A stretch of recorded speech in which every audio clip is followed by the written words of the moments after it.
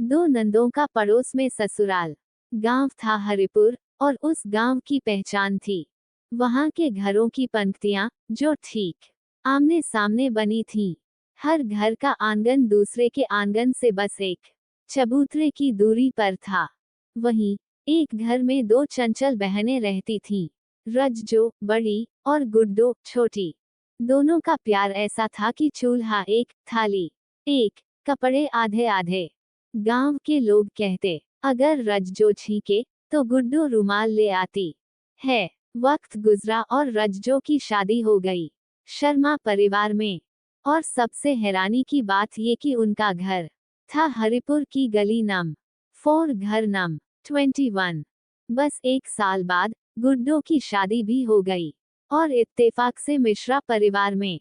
गली नम 4, घर नम 20 यानी ठीक सामने। लोग हंसकर बोले, दोनों नंदे अब बहू बन गईं, वो भी एक दूसरे की पड़ोसन।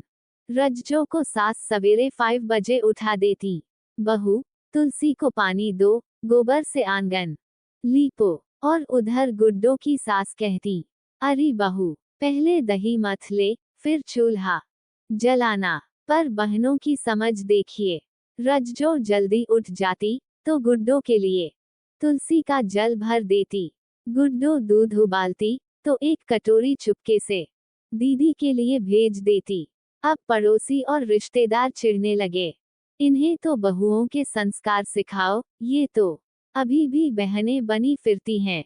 एक दिन रज्जो की पहली रसोई थी, उसने कढ़ी चावल और बेसन की लौंज बनाई। वहीं गुड्डो ने भी आलू की भरवा सब्जी और पूरियां। पर खाने से पहले ही दोनों ने कटोरी में एक एक व्यंजन एक दूसरे की सास को भिजवा दिया। शुरुआत में दोनों सासें भड़क गईं, तू क्या पड़ोसी बहू से सीखेगी, हम हैं ना। लेकिन जब खाने का स्वाद जुबां पर चढ़ा तो मन पिघलने लगा। सावन का महीना आया और पूरे मोहल्ले में झूले डाले गए। रज्जो और गुड्डो ने मिलकर एक झूला सजाया, ठीक दोनों घरों के बीच। सासू माओं ने पहले विरोध किया, ये बहुएं तो जैसे सहेलियां बनकर नाटक कर रही हैं। पर जब देखा कि मोहल्ले की बाकी बहुएं भी एक होकर हरियाली गीत गा रही हैं, तो दोनों सासें भी झूले पर बैठ गईं। और पहली बार रज्जो की सास ने गुड्डो को और गुड्डो की सास ने रज्जो को बहू कहकर बुलाया। तीज, करवा चौथ, दीपावली, हर त्योहार पर दोनों बहनें मिलती। एक घर में झांकी बनती तो दूसरे में भजन मंडली। एक बार पूरे मोहल्ले में झगड़ा हुआ कि झांकी किसके घर में रखी जाए। रज्जो ने कहा, हमारे आंगन और गुड्डो के आंगन को जोड़कर बीच में बना देते हैं।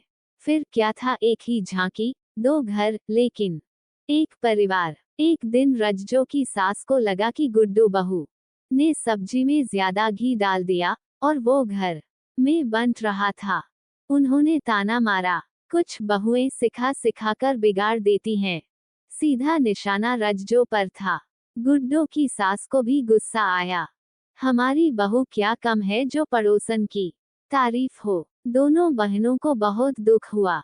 3 दिन तक दोनों ने एक दूसरे से बात नहीं की। गुड्डो का छोटा बेटा खेलते खेलते गिर गया, चोट गहरी थी। रज्जो दौड़कर आई, बिना कुछ सोचे बच्चे को अपनी गोद में उठाया, डॉक्टर को बुलाया।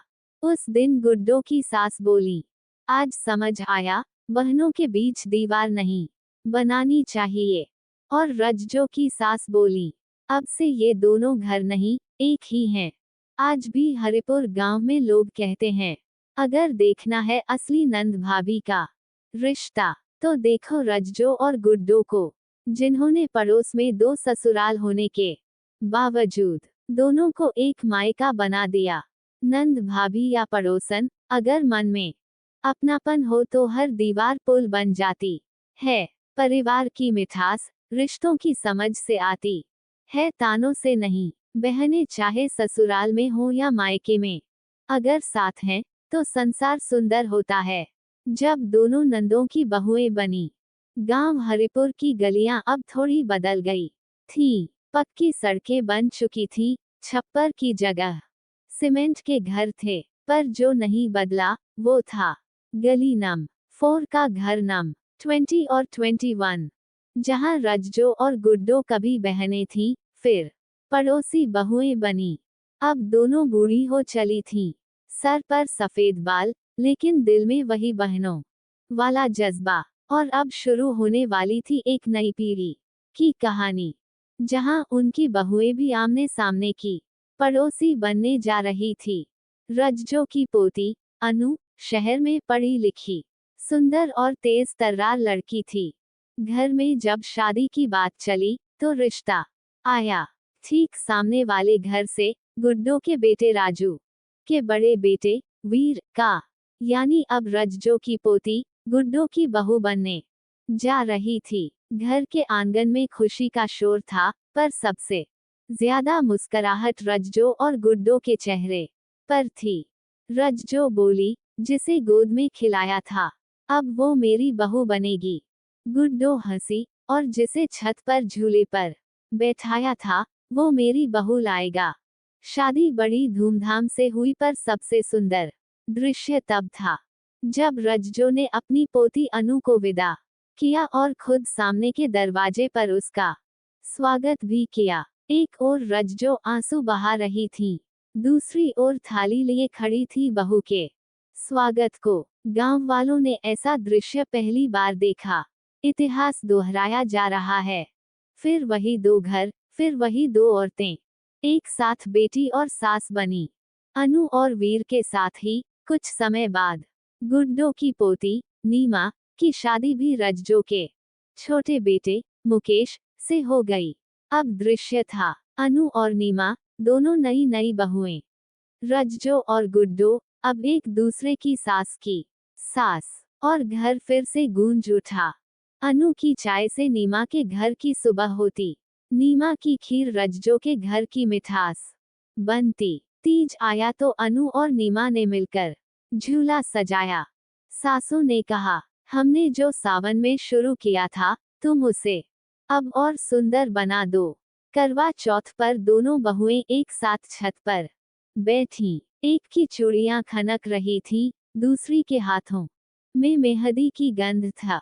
और फिर पूरे मोहल्ले ने देखा, बचपन से साथ पली दो बहनों की पोतियां अब फिर पड़ोसी बहुएं बनी हैं, और वो भी वैसे ही प्यार से जुड़ी हुई। एक दिन अनु और नीमा में हल्की सी कहासुनी हो गई, बस बर्तन धोने की बारी पर। अनु बोली, मैं रोज क्यों करूं? नीमा बोली, तुमने खीर क्यों नहीं बांटी? कुछ घंटों तक बात बंद रही। तब रज्जो और गुड्डो दोनों बहुओं को पास बिठाकर बोली, हमने भी कभी बात बंद की थी 3 दिन, पर फिर एक चोट ने हमें फिर से जोड़ा था। तुम बिना चोट के ही समझ जाओ।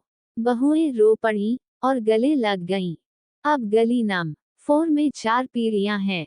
रज्जो और गुड्डो जिन्होंने मिसाल बनाई, उनके बेटे और बहुएं जो उस मिसाल को निभा रहे हैं, अनु और नीमा जो उसे और सुंदर बना रही हैं, और अब उनके बच्चे जो एक ही आंगन में खेलते हैं। गांव वाले अब कहते हैं, अगर परिवार का असली अर्थ समझना है, तो हरिपुर की गली नंबर 4 में जाकर देखो, जहां 2 घर नहीं, एक बड़ी सी दिल वाली हवेली है। कुछ रिश्ते जन्म से बनते हैं, कुछ समझ और अपनापन से। पड़ोस अगर परिवार बन जाए, तो गली स्वर्ग हो जाती है। औरतें अगर चाहें, तो पीढ़ियों को जोड़ सकती हैं। असली विरासत जमीन नहीं, रिश्तों की नींव होती है।